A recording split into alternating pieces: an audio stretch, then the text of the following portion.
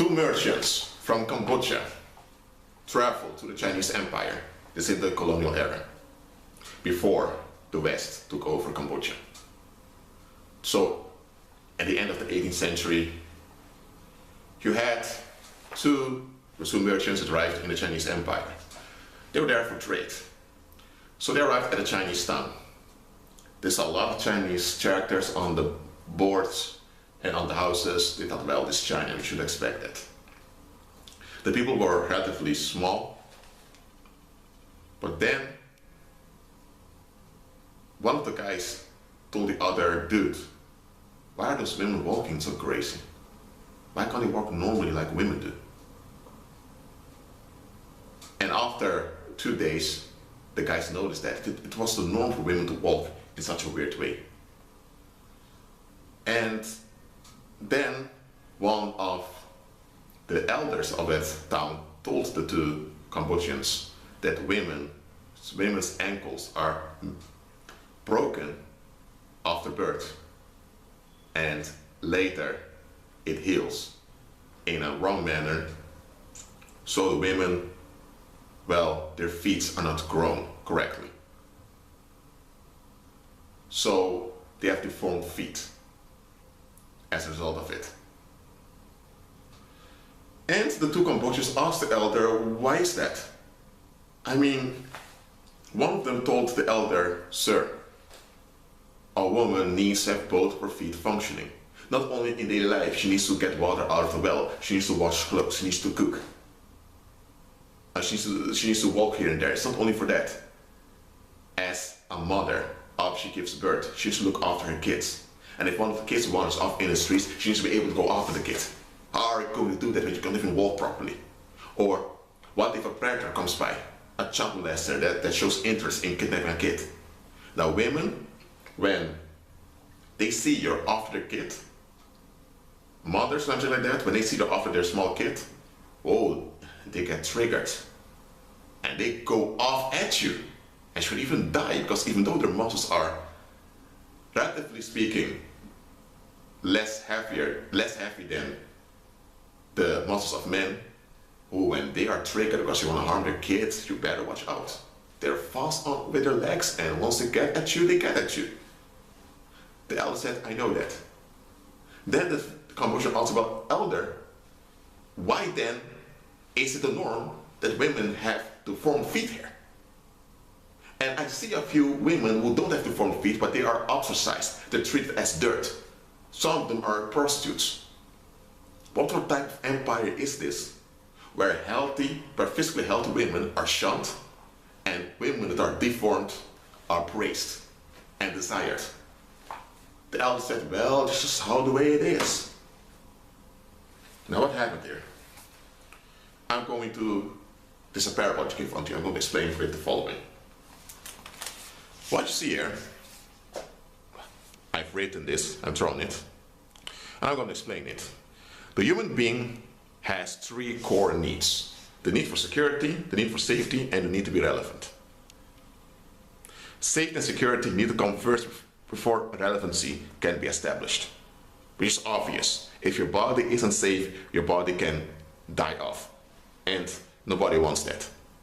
So safety and security, because the body has basic needs: food, water, fresh air, clothes, and those have to be secured so the body needs can be met. So safety and security are basic. Then comes the need for relevance, which is a psychic need or soulish need, which relates to the mental and emotional well-being of the human being. And those three needs are related to one another. Okay? If one of them is missing, if one of them isn't fulfilled, if one of them is not met, the human being is dysfunctional. Well, in the world which is run by pagans, which is run by pagan rulers, which is therefore founded on fear, the pagan rulers have their way of meeting the needs of the population.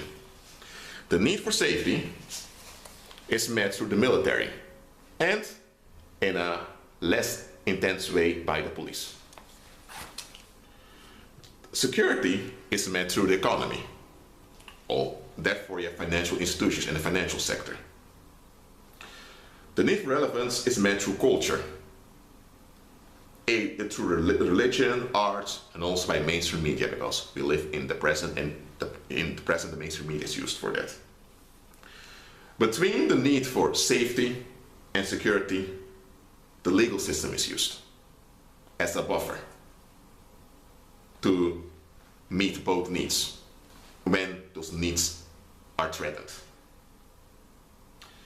Between relevance and safety, you have the exact sciences, like the medical world, like chemistry, physics, the hard science. Okay? Between relevance and security, you have the social science, which is more called the soft science, scholarly work. And to keep this system going, you have institutions which enforce a symbolic order. Symbolism refers to the need for relevance. And in the symbolic order, common people want relief. So it's relief seeking. Let's see it here. Now, how does this work out on a population? Let's say you have a population of 2 million. Okay? Well, I believe, no, not Lithuania. Lithuania has over 3 million inhabitants, I think. But anyway, you take a country with around 2 million people. I'm just going to give an example here. And I've illustrated here also, so let me show it to you here. Okay. So 98% are just the common people that go to the jobs every day or have their own business, just the common people out there, which is the most of the community, 98%. Then you have 2%, of which 0.1%, a very tiny minority, are the pagan rulers or the Apollonists. They are the priest class. Those are the ones who worship Apollo or Helios, whom the Bible in Revelation chapter 9 verse 11 calls the Antichrist. And the 1.9% consists out of the sellouts. Those are the ones from the common people that sold themselves out to the priest class or the pagan rulers of the world. Well, actually sold themselves out to demons, but it goes through the pagan rulers. And they end up often in high positions. Then you have the blue bloods or the trans elite. Well, I've spoken of blue bloods before. Those are family lines of devil worshippers who are led by the transgenders amongst them, because they are a trans elite. Not that they're all transgender, but that is how they operate. And the trans elite is led by the king or the emperor. And in the Republican forms of government, you have the president. But sometimes it's behind the president that this operates. So the top 2%, they're the ones giving shape to that community, and the 98% just follows, just gets along. Now, if you have a country or maybe a federal state of 2 million, that would be around 2,000 belonging to the priest class. Well, that's a lot. In reality, that would be like 200 or 300 of them. But let's say for this example, we say 2,000. Then you have 38,000 who are the sellouts, including the blue blood elites or the trans elites, and the king, emperor, whoever is head of that.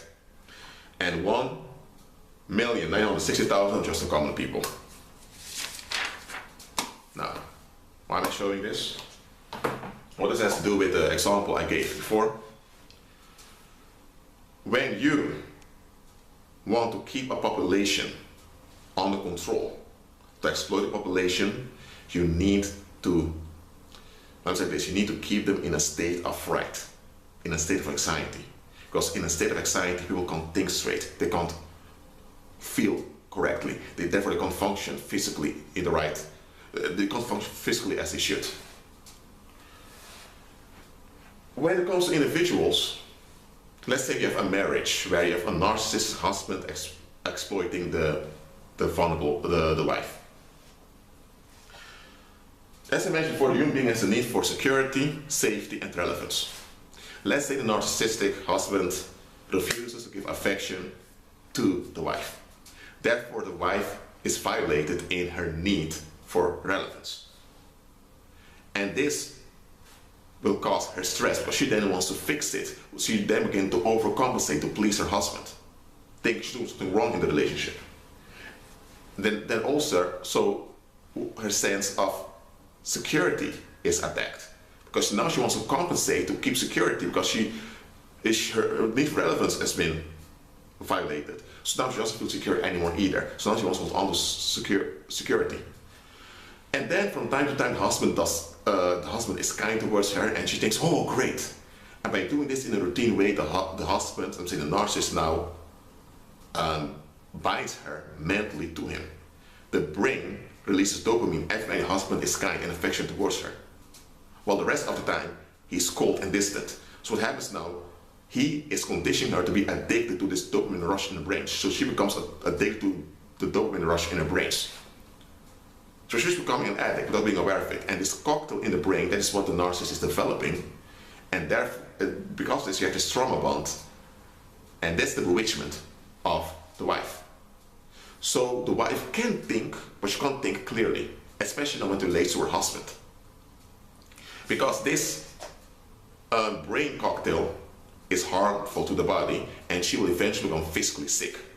So her need for relevance has been violated, therefore her need for security also, and because there's no security, also safety is gone, because she's physically sick after a while. But she just can't see that the situation is dangerous and self-destructive onto her, because she has been bewitched. She can't think, she hasn't become a room plant, but she can't think clearly. That is what it means when you're bewitched. Parts of your thinking are shut down. And in some cases, someone is completely shut down. In that case, someone really can't help what they're doing. But those cases are rare, but they exist. Okay? Now look, individual bewitchment happens, often in intimate relationships. It happens all the way around also that the wife is the one doing this on the husband. Sometimes it's done towards children. And sometimes it happens on the workplace, sometimes also, and in society in general it also happens. But collectively this also happens. It's collective disassociation. Now dissociation is a psychological term, also used in psychiatry, and neurologists also know about it. It's when the brain is overwhelmed by traumatic data. For example, you go through a traumatic experience, something horrible, and it's so overwhelming that the brain is operative, there's still blood streaming in the brain cells and all of that, but in function, parts of the brain shut down. That's how someone can become emotionally numb, because parts of the brain that process emotions are now shut down. It's still operative, but it's shut down, so someone cannot process things emotionally well. If this happens to a kid, often he or she will become an adult and has difficulty in interpersonal relationships, because that part of the brain it is there, but it doesn't function properly. Now, the other parts of the brain do work, okay, but still, there's a dysfunction in the brain because the child was bewitched by the ones traumatizing the kid. You get what I'm saying? Okay, now, collectively, this can also happen. The pagan rules of the world know that you can harm multitudes of people by just violating their collective need for relevance. Because human beings operate in groups. That's how we're designed. We crave and we need social relationships. Okay? So, if the social milieu is violated, the individuals of that social milieu are violated also. So to attack the need for relevance of a population is to cause unsafety in the population, because this violation of the relevance eventually works out in your bodies. It causes discomfort, it causes anxiety. And this anxiety can lead to mental illness, it can lead to people breaking down mentally, but it can also lead to physical sickness and to physical malfunction. And physical malfunction, though to the mental malfunction, can cause accidents on the roads and on the workplace, so people can get hurt or die. So you can cause physical danger in multitudes of people by just violating the need for relevance. To victimize the whole population, physically it's not possible, because that means you would have to literally physically attack like 1 million people or 3,000 people. Now, 3,000 people, or that's possible if you're going to throw a bomb somewhere in a city center, okay, then that's how you can victimize a lot of people at once. But to get a hold of them, that's not practical. Most people will be dead then once a bomb has been dropped. So what do? You violate the need for relevance. And by doing that, you cause dysfunction in the community, which will lead to real physical danger and real physical violence, because that's what anxiety does. And when this happens, the people are so overwhelmed by the dysfunction here and there that they disassociate collectively. Now, individually, you will have individuals in that community that still function properly. But they are often not listened to because the rest has become acclimatized to the anxiety that's in the atmosphere. Human beings are mimetic beings. We are mimetic creatures. We imitate one another. We reflect one another. That's a good thing and a practical thing. That's how we build communities. That's how we build friendships. How we build meaning in our relationships. That's how people form bonds with one another. So imitation, being mimetic, there's nothing wrong with that. But once a population has been violated and the population has been traumatized and people mimic one another, that's how it spreads. So the whole community becomes under a thick fog of anxiety. And when this endures for a few days or a week or two, the population disassociates. So the population becomes sick, to say it frankly. To beginning mentally sick, and this will work out in the body. There will be those that will be able to function properly, of course, those will be there. But in general, people don't function properly anymore. They've been chemically bewitched, or let me say they've been brainwashed. So, when this happens, now that people want to get rid of the anxiety, they only see the anxiety, they don't see what caused the anxiety. And then you come with a solution for the people. But this solution will be pointing the finger at a guilty party. And human beings, being mental creatures, unconsciously, they will join. He's the one, she's the one, they're the ones, those migrants are the problem, or those homeless people, or those people without a job, or name it. And then when everyone points their anger in one direction, the next energy that's been generated now flows to that direction. And when that happens, it's like this magical relief that happens, and people feel so great. So now they want to make sense of it. But here's the thing. While they were drawn into pointing the finger over there, and that magical release is a real release of negative energy. It's magical though to the intense gratification it gives people. But when the release was going on, people were conditioned into something else. And that's something else that other programs they've been conditioned in, they don't see it. After they get the release, that program's already in their subconscious. So now they begin to act it out. In the case of, well, the parable I gave in the beginning, it was the Chinese Empire that the Manchus took over. And I'm not really sure whether this tradition of breaking women's feet at birth so that they could grow in the formed manner where it existed before the Manchus took over, but under the Manchu dynasty that ruled the Chinese Empire, that thing became common. I'm not saying that all women had it, but, well, to have a woman with deformed feet as a marriage partner was seen as an ideal. Straight up, that's dysfunctional. As I said before in the video, a woman must have both feet in a healthy condition. Every human being should.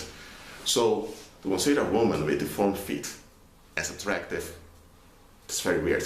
Naturally, you cannot accept that.